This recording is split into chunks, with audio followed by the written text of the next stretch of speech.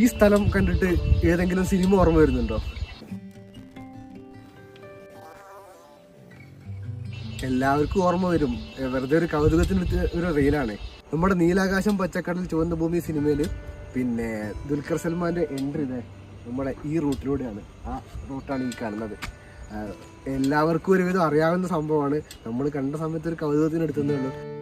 ദുൽഖർ സൽമാനെയും സണ്ണി വെയിനെയും പ്രധാന കഥാപാത്രങ്ങളാക്കി 2013 സമീർ താഹിർ സംവിധാനം ചെയ്തിട്ടുള്ള സിനിമയായിരുന്നു നീലാകാശം പച്ചക്കടൽ ചുവന്ന ഭൂമി.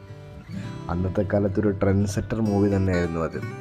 ലക്ഷണമൊത്ത ഒരു റോഡ് മൂവി തന്നെയായിരുന്നു നീലാകാശം പച്ചക്കടൽ ചുവന്ന ഭൂമി.